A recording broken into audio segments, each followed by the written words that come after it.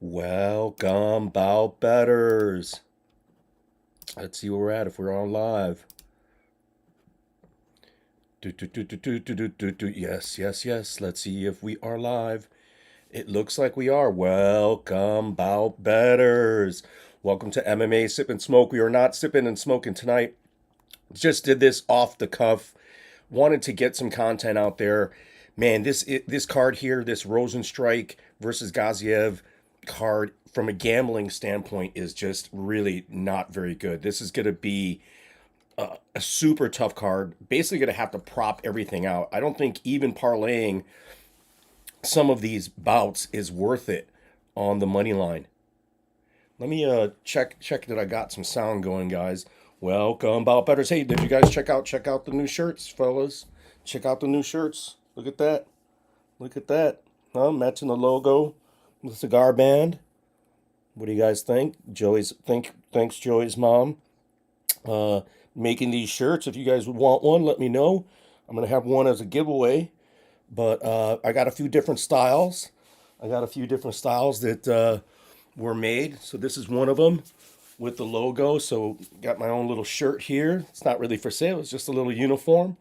Getting a little energy, keeping things in continuity, looking sharp. We'll wear this to the St. Louis event, which we'll probably go to coming up in May. We'll probably end up going to that particular show. So that's going to be cool, right? That's going to be cool possibly to go with that. But as I was mentioning just a moment ago, I just wanted to come out and like really warn people about this card. This card is gonna be, you're gonna have to prop it out, and where the props are going to be profitable, I don't know. I don't think that it's even going to be. You might want to just hold on to that money, hold on to that bank, whatever you have, and just sit on it. Because if we're looking at, what we'll discuss some of these, but we'll look at some of the numbers as we're going. I'm going to do this very briefly to get you guys in and out of here, basically. And we're not going to waste any time. So, welcome, bout betters. Welcome to MMA Sip and Smoke. But today we're not actually sipping anything. We're not smoking anything. We're just going to go over this fight. Rozenstruik Gaziev. Who in the hell created this as a main event, even for fight night? In fact, what this card should have been, and we've lost that fight already. No, it wasn't this one. Let me go back. We lost. Is it? Well, let's talk about this particular fight, right? I'm gonna take me off of there. Matt Schnell, Steven Ursig. I was trying to find a spot or some reason to really like Matt Schnell. I've been a fan of Matt Schnell. I like the kid as a man.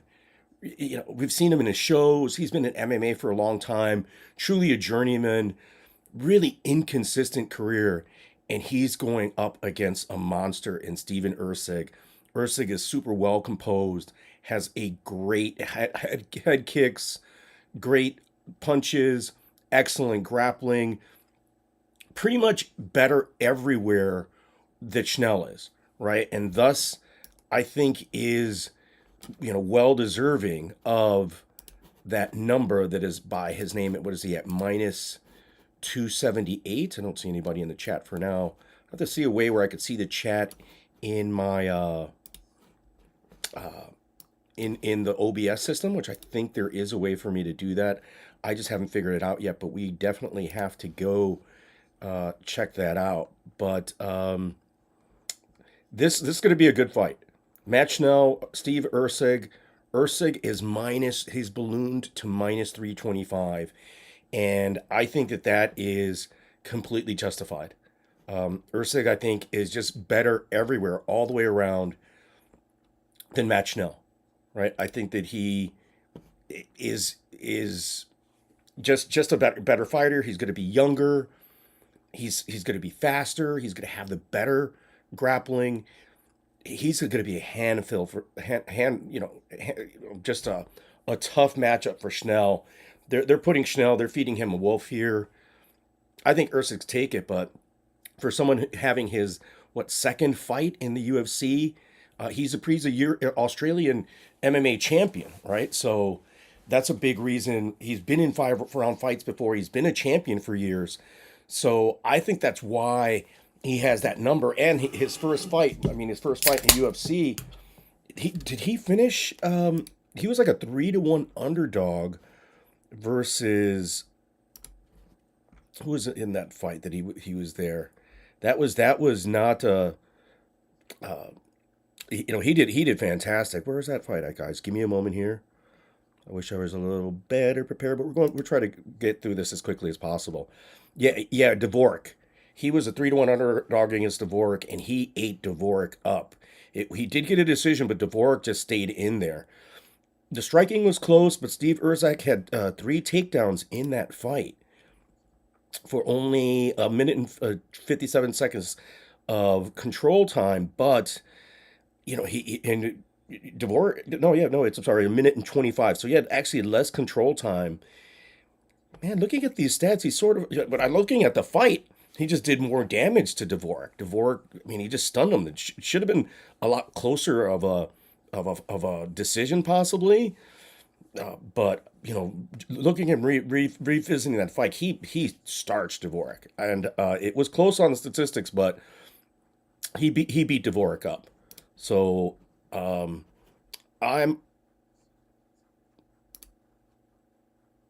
I'm leaning big on like Dvorak here. I'm sorry,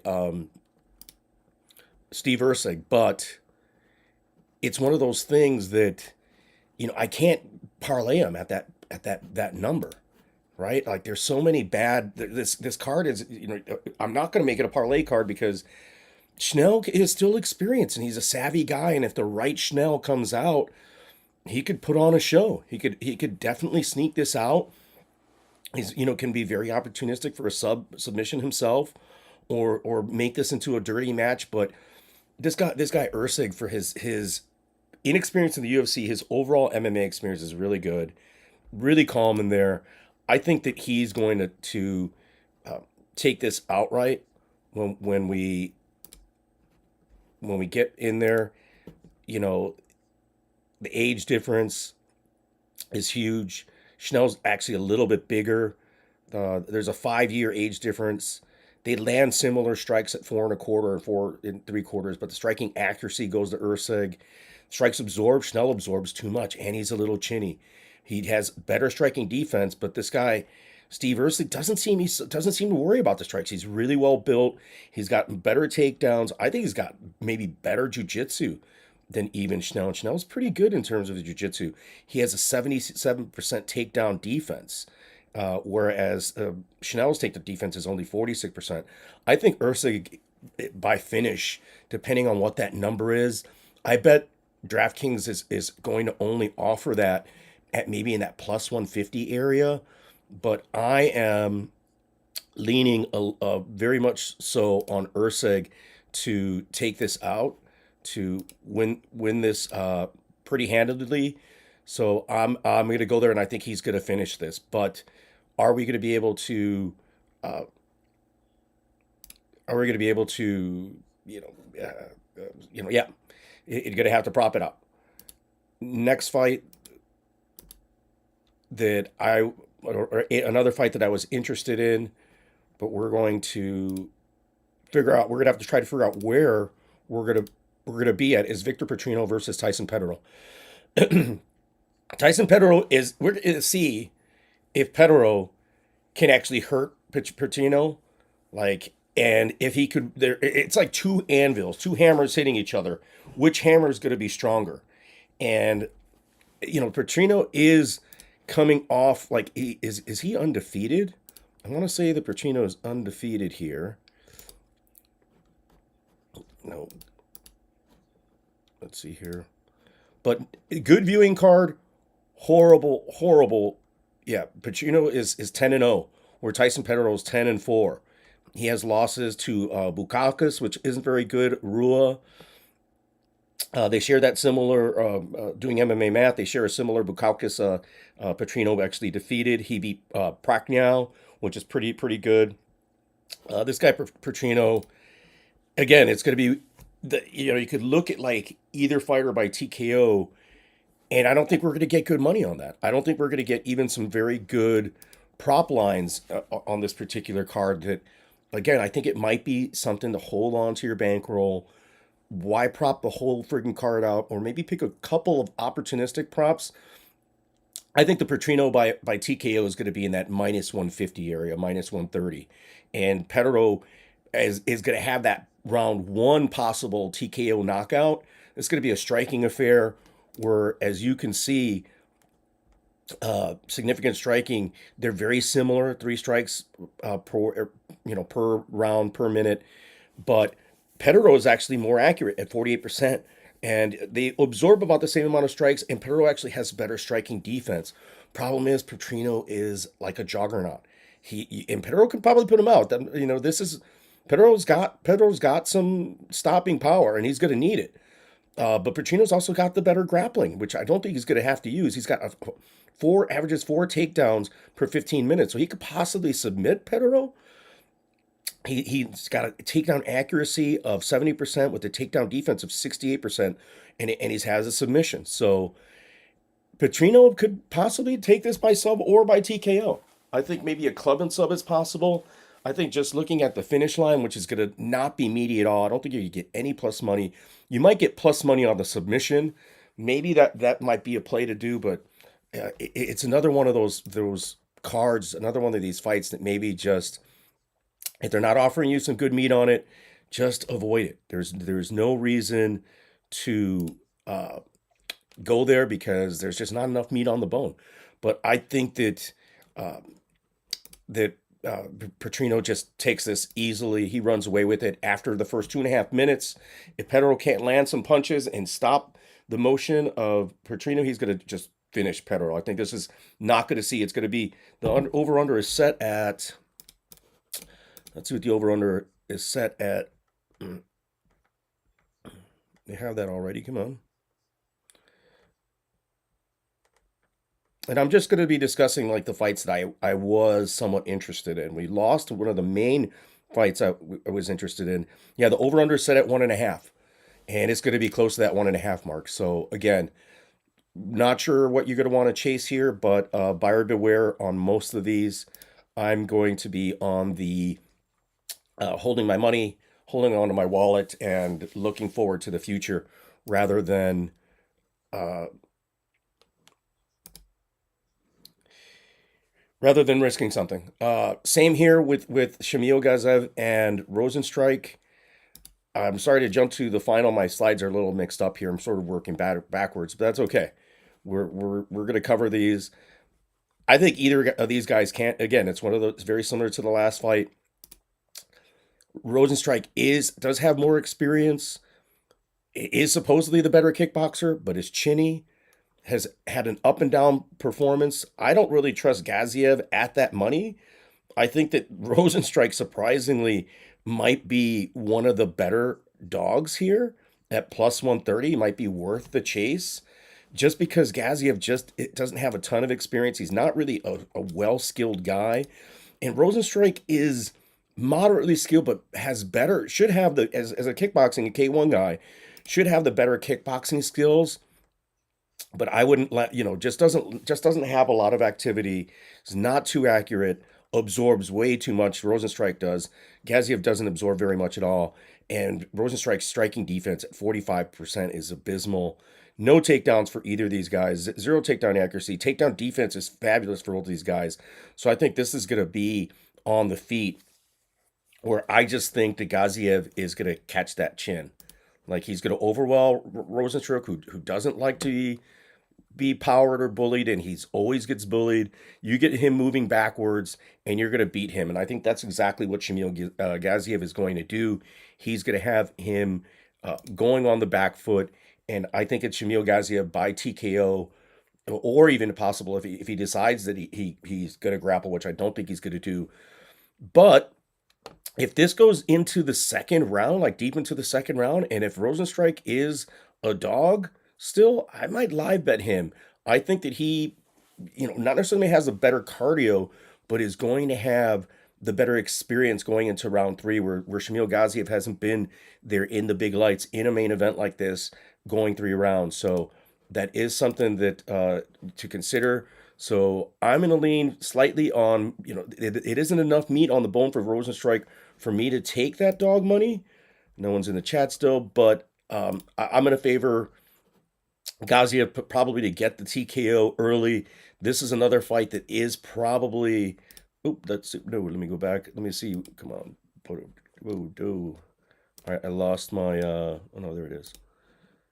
Yeah, it's set at 1.5 as well. And over 1.5, you're getting plus money. And I think it could get there.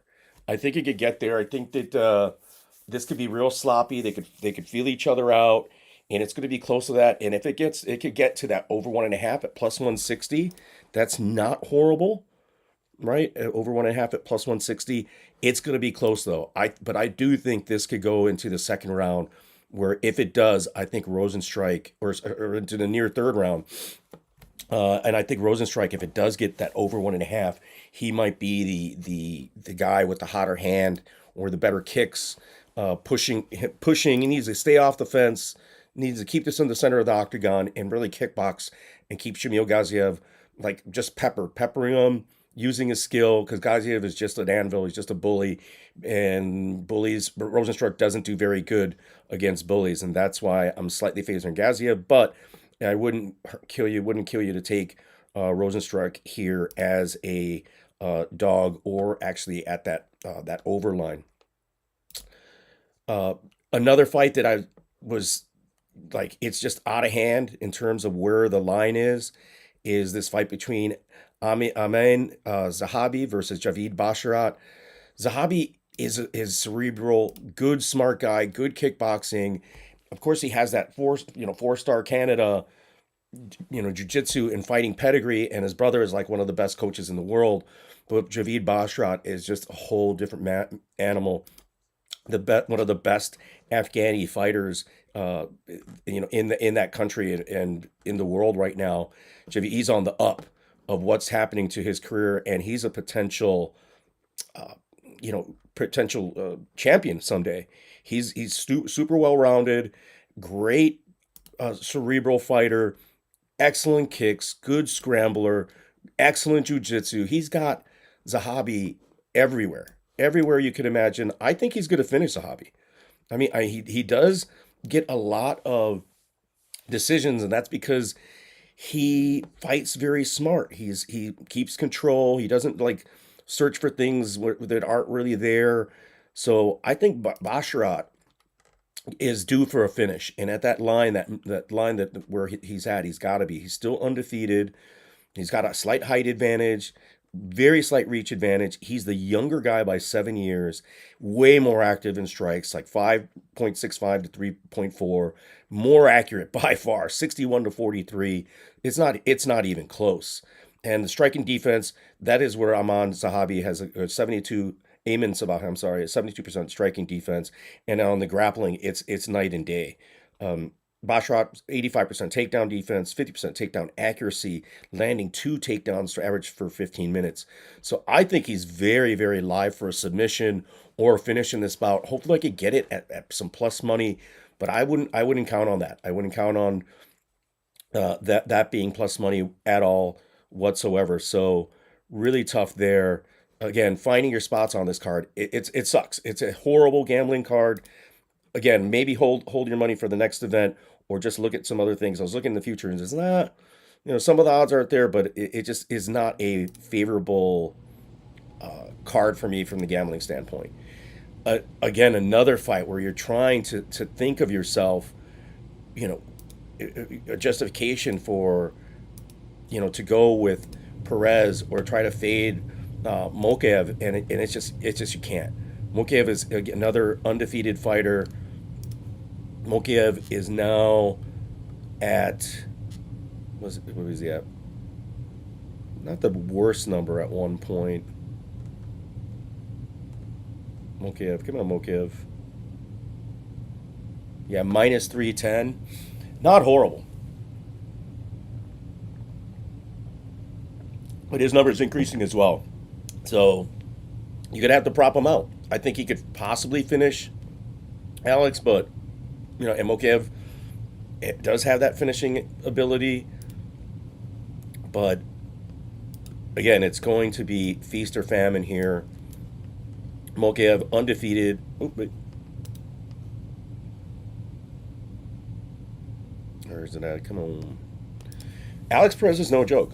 I mean, he's 24-7. He's got more experience.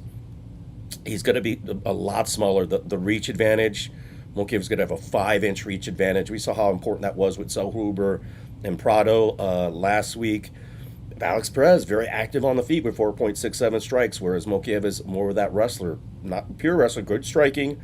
Mokiev has actually better striking accuracy, but Alex Perez absorbs way too much, and Alex Perez has a little bit better striking defense. Where it is just night and day, where Mokiev has the advantage is in the grappling, with almost 7 takedowns per fight for Mokiev and only 3 for Perez. Takedown accuracy is 53% for Mokiev and 44% for Alex Perez. Takedown defense, Mokiev, he's happy to go on his back if he has to, but Alex Perez has 77%. I bet that's why Vegas is seeing like maybe the over 2.5. Yeah, they're seeing this going the distance. Over 2.5 is minus 125. And I just don't see Perez possibly being a spoiler here. I think Mokiev has all the advantages, all the strengths to get this to the floor. I don't think Alex is going to be able to stop that. He might be able to stuff some of the control, minimize some of the ground and pound, but I think it's Mokiev possibly taking this by submission or strong decision by just controlling Alex and just staying on his back, basically backpacking him, staying there, coasting to an easy decision. So again, not a great gambling card whatsoever. Not a good spot whatsoever. This fight has been scratched, guys. I wouldn't have gone. Ludwig Klein again here. I think the big problem, if this fight was going to take place, is just the size differential between these two men, right? Joel Alvarez is just so much bigger.